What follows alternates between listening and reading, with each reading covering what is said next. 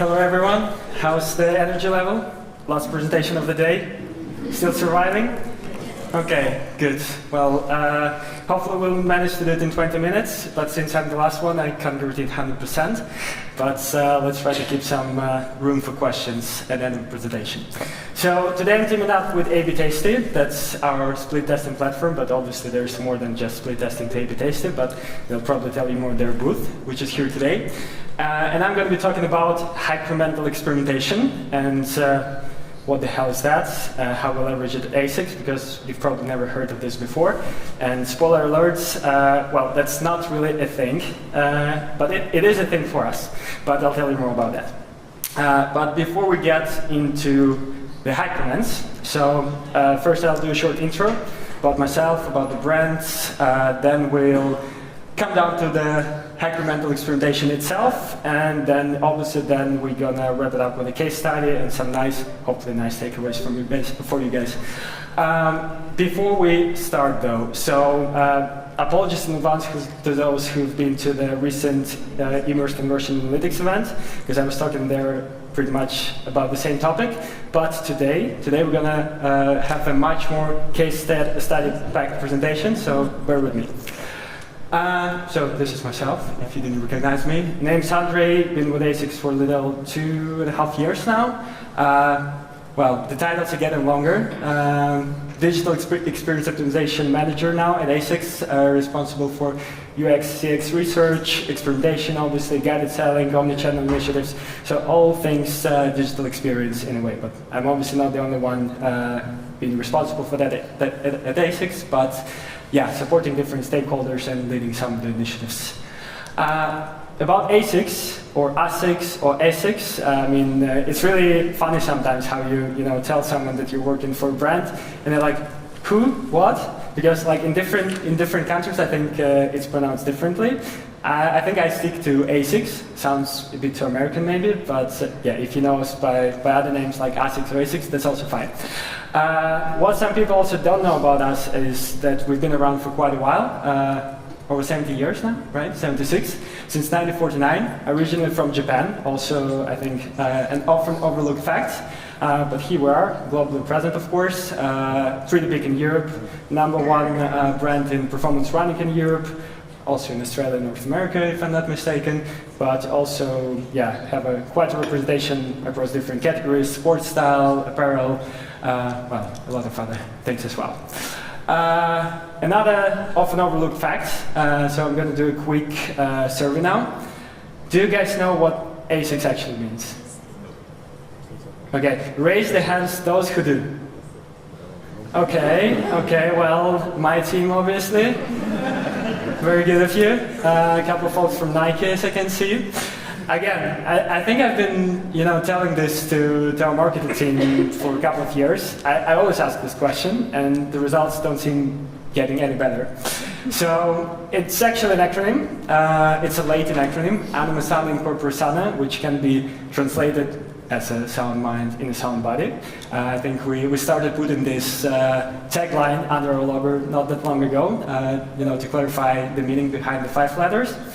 And yeah, sound mind, sound body. Mind comes first, obviously.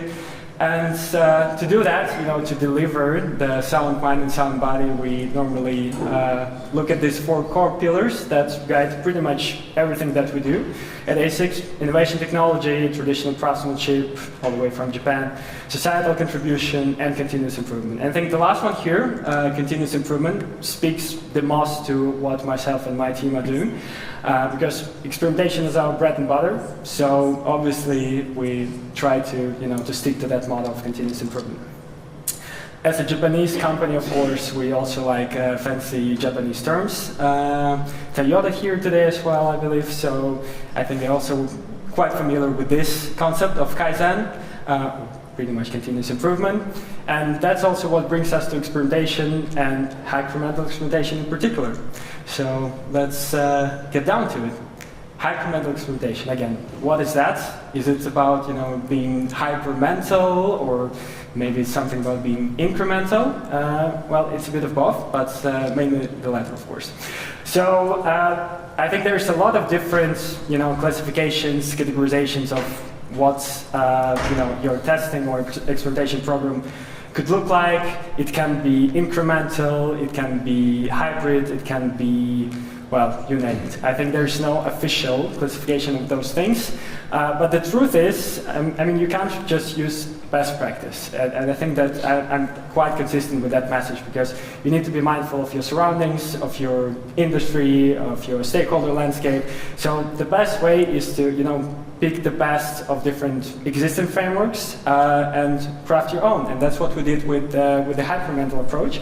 I think it all started as a joke, actually, about 2.5 years ago. We were in a room brainstorming, and we came up with this approach that basically blends incremental, hence the name, leap, and hybrid techniques. So I won't go in detail into all of those. If you're interested about that, we can talk after the presentation. But the idea is to, blend them together to make sure it delivers for our organization in a very unique setup that we have. So what does it blend together, actually? Small individual optimizations. I think that's quite characteristic to the incremental approach, so obviously we took that on board. Discrete testing, so we're testing small changes separately to be sure what exactly the impact of those changes is. Refinement before consolidation. So when we've tested sufficiently all those discrete changes, also when we've validated it through other methods, because split testing is not the only validation technique you can use. There's a lot of UX, CX methods that you can also support your experimentation or user experience or consumer experience optimization program with. You refine it, you come up with a big optimization, and then you test the last one, the big one, the big bang, knowing that all those smaller things, even if they didn't deliver commercial impact, delivered something else. Also, there are some benefits to it, like flexible execution. So I think that's also persistent to the incremental testing approach. It's still continuous because you can refine along the way, and again, you're testing smaller things, which then inform your vision and your final optimization. And bold innovation, that is something, I think, again, a feature of leap experimentation normally when you do big redesign. But again, the problem with big redesigns, you don't know what exactly drives what. Like, if it's good, great, but why is it good? If it's bad, well, it's bad, and we don't even know why it's bad. So I think for us, this was the sort of, the middle ground, I think the golden standard for now for us, and that's why we stick to it. So that was it in a nutshell. But before you get Hycremental, if you ever want to become Hycremental, like we are at ASICS. So you need to support it with research. So your experimentation program needs to be bolstered by other, discovery and validation techniques. So don't try to, target all the issues all at once. Focus on one specific journey, or maybe page type like PDP or POP or checkout. Combine analytics that you have from Contentsquare or elsewhere with more qualitative data, interviews, observations, surveys. Well, surveys are a mix of qualitative and quantitative, depending on how you set them up. And focus on pain points rather than solutions. So before you start validating the solutions, because split testing is a validation technique, it's not a discovery technique.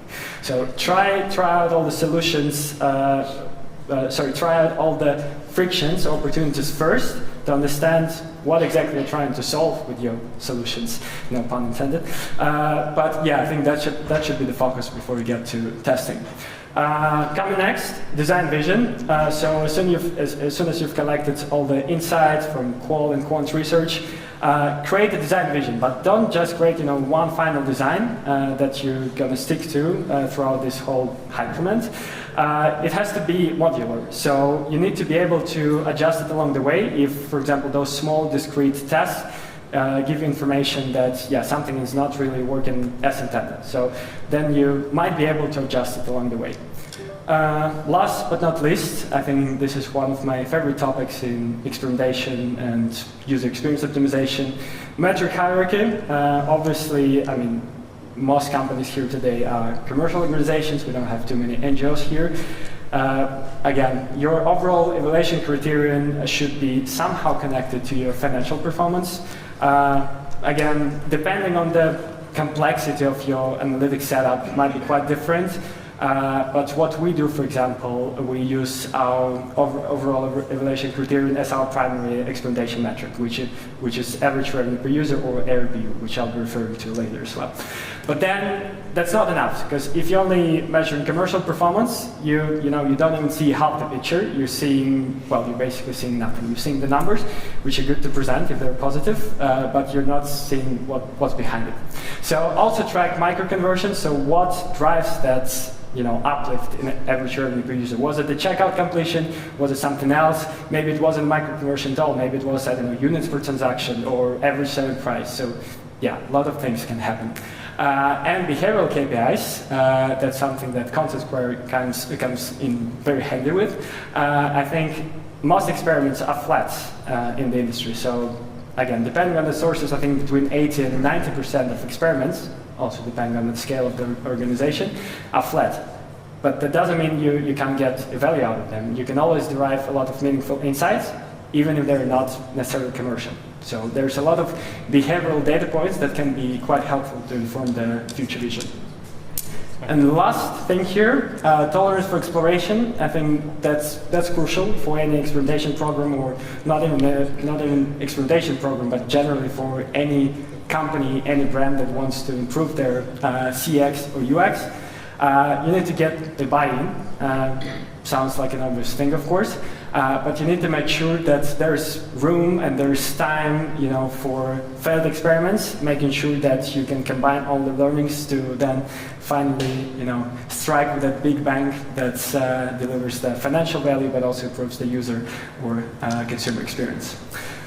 As any framework, not only in the experimentation fields, it comes with a set of limitations. Also not going to elaborate on all of them, but for the Hycremental approach specifically, we have a number of those. So it might be quite complex, especially if you're running multiple Hycrements at the same time. So how do you make sure that there's no interference, there's no conflicting consumer-facing changes, blah, blah, blah, blah, blah. So it does require coordination also between different stakeholders, even within your team. So yeah, be prepared for that. Extended timelines, obviously, it takes more time than running just one big redesign test. So most likely we'll have to wait to get all the little bits and pieces together. So yeah, might be a bit longer than your typical incremental approach or your leap approach. Fragmented insights, this can be de-risked, to be honest, depending on how well your metric hierarchy is set up.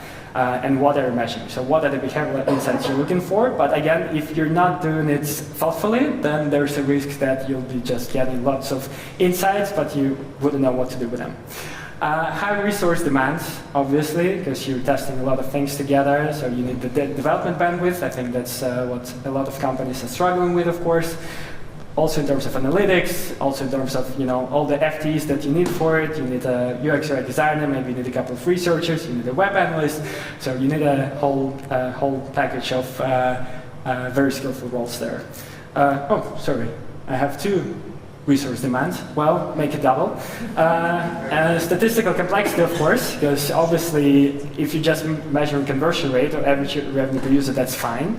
Even with micro conversion, that's still fine. But then when you open the door to all the behavioral metrics, how do you check the significance rate of time before interaction? Well, we don't do that. I'll be open with you. But you need to be ready to tackle all these statistical problems. And last one, don't show it to your commercial stakeholders, your VP finance, your VP commercial. But obviously, you can't really have a commercial impact in mind when you start a Hycrement. But that's the whole idea, because it's a journey, it's an exploration. But from what we've seen, if you combine all the behavioral insights nicely, most likely the CX UX gain will also drive the commercial results. But again, can be quite different for different companies. Now, done with the boring part, the case study. So it's a story of one Hycrement here.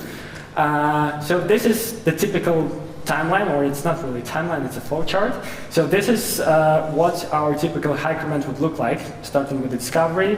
Think of qual and quant research, reviewing your previous tests, seeing where the opportunities may lie, then mapping the opportunities. So, for example, if you have a lot of insights about the entire journey from, I don't know, from the homepage to checkout, where the biggest opportunity lies. Are there specific elements that users aren't happy about, maybe specific interactions with the website? So then you need to figure out, what are the exact things that you should be focusing on. Crafting the design vision, coming up with a testing plan, running numbers of tests, might be one, might never be one, but 2, 3, 4, depending on how complex the entire Hycrement might be, and then banging the door with the final test, hoping that it will deliver on the commercial results, obviously. But that's not the end of the journey. You might always have follow-ups because, again, optimization is a continuous thing, and don't forget about Kaizen. So that would be pretty much in the spirit of Kaizen. Discovery. So what are we having here? We have a neuromarketing study. It was a full funnel study from the homepage all the way to the checkout. So it was packed with lots of different insights on pretty much every page type. We saw a lot of frustration. We saw a lot of joy as well. So we weren't that bad. And we also saw a lot of attention peaks. So we tried to figure out, okay, what should we focus on?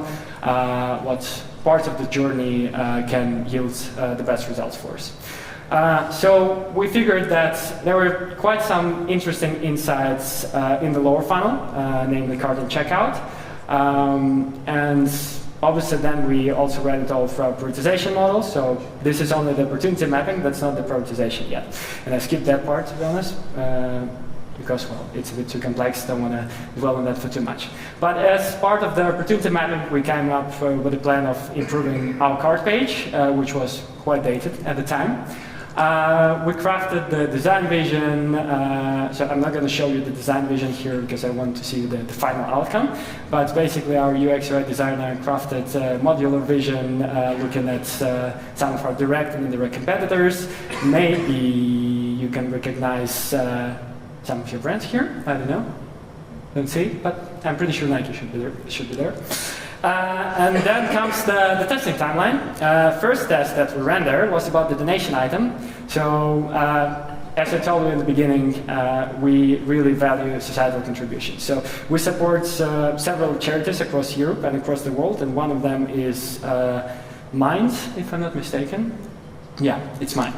But, I mean, as good as the cause is, it was causing friction on the cart page, because as you can see, it's quite prominent, it's bigger than the products in cart, so obviously it attracted the attention immediately there.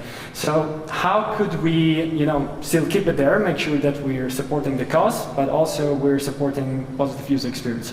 So what we came up with, and the color is not really correct, should be great, but basically we wrapped it into this nice drop-down. So users didn't see this information right away, but if they were still interested in making a donation, they could easily expand it, add the donation to cart, and be with it. What we saw there?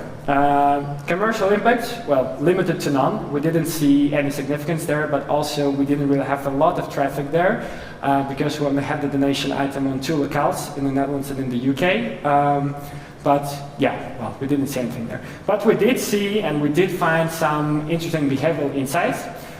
So as you can see here, the metrics. Time before primary CTA click or tap on mobile, in this case that's proceed to checkout, went down, so that was a positive thing, indicating that there was less cognitive load there. And also, by the way, I don't know if you can see this, cart to checkout time dropped. So it was, again, probably easier to get from cart to checkout, but obviously we couldn't implement it as is, well, because there was no commercial impact, but it was quite valuable nevertheless.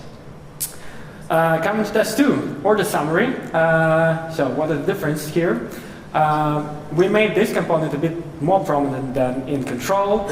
We removed the promo code field here, so also we put it in the drop-down. We removed this completely useless CTA continue shopping, so as you can see it's not there anymore. So what did we end up with here? Again, well, not really commercially successful task. Cart to checkout increased significantly, so that was positive. Apparently, users really appreciate that there is less, irrelevant information in that field. But then the checkout completion was also significantly down. Why? Well, the primary reason was that since users didn't really pay too much attention to this promo code dropdown compared to control, and then they rediscovered the promo code field in the checkout. Obviously, most of them, went browsing for promo codes and never came back. So the ARPU was flat, unfortunately. Coming up next, mobile-specific test, sticky CTAs. So in control, we have two fixed position CTAs, one here at the top of the page, one at the bottom. So we figured, okay, why not try to have one, constantly visible CTA, because users can easily access it and proceed to checkout much quicker than they would otherwise. So we placed it here. Then obviously when the fixed one appeared in the viewport, this one disappeared. But at least when they landed on the page, if they only had one product, for example, they could easily just go to checkout without reviewing the order summary. What did we see there? Again, no commercial impact, unfortunately, but also some behavioral improvements. So time before primary CTA first click or tap went down, but checkout completion went down as well. So we didn't really know why. One of the hypotheses, or post-test hypothesis, I need to clarify, was that it was too soon. So they progressed to checkout too soon, they didn't review the order summary, hence the reason of higher drop-off rate in the checkout. So that was test 3, and then it was the time for the final test. So, combining the learnings from these 3 tests, also from other validation techniques that we have, we came up with a big bang test. So at first I thought, okay, I need to highlight the things that were part of those tests in this big redesign, the things that were part of qualitative research and usability testing. But then, honestly, I chose a style over function, but now I think I'll have to overload you mentally explaining it all verbally. So things from those previous smaller tests are the following. So the order summary component, as you can see, but it's already refined because we kept the promo code field here. The donation item, so that's control, that's the variant, also on mobile. Removing the continuous shopping CTA, which we still had there. And then there were a couple of things that were validated otherwise, so not through split testing. So the bigger primary product imagery, slightly different styling of product information, and we also replaced the copy CTAs here with the nice looking icons. And also with price, as you can see, we showed both price and total. So instead, we were just showing one number, potentially decreasing cognitive load as well. The result, the drum roll. The variant won, but I mean, we knew, of course, that all those nice little things worked quite well behaviorally, didn't drive the needle commercially though. But we were surprised to learn why exactly this variant won, because it wasn't really because of the higher micro conversion, so cart to checkout. And that's where our behavioral insights and Contentsquare came in very handy again. So we did see a significant average revenue per user uplift, but not due to the higher cart to checkout progression or checkout completion, which we didn't test, but it could be carried over to checkout as well.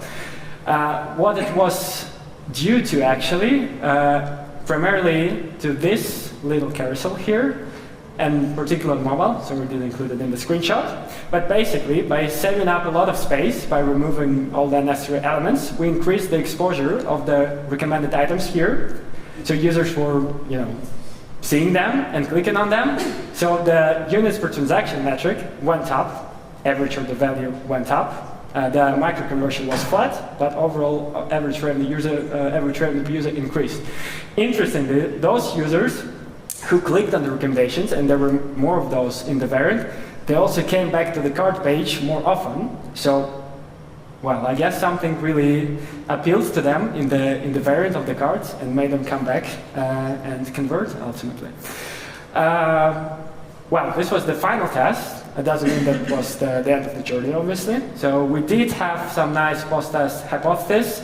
We also learned throughout this Hycrement that users are not really happy with, irrelevant marketing messages such as this, for example, which is always there, free standard delivery on orders above, certain currency, depending on the market.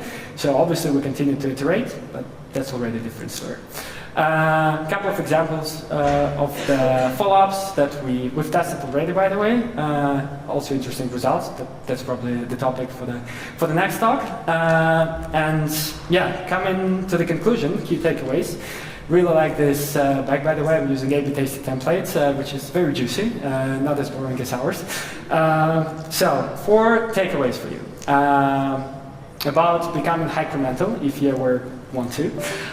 You need 3 key foundations and 1 organizational principle. So the foundations are the following: research-focused execution, flexible design vision, metric hierarchy, ideally overall evaluation criterion, and obviously, yeah, the room for mistakes, the room for learning. Next takeaway is the set of limitations that comes with the Hycremental approach. Obviously, there are some, and I think they'll be also specific to your organization, so you always need to be mindful of those. So even if you're adapting, something that's used quite commonly, such as, I don't know, incremental or leap experimentation approach, it's always good to, proof check it with your organizational setup. Next one about the value of split testing. So even if you're not chasing commercial metrics in every split test, which I honestly think is not always possible, I know, due to traffic volume, due to the nature of the change, because you can't really expect, a big magnitude of change when you're testing, I don't know, the donation item or the button color. But yeah, don't please, quote me on this, because you never know.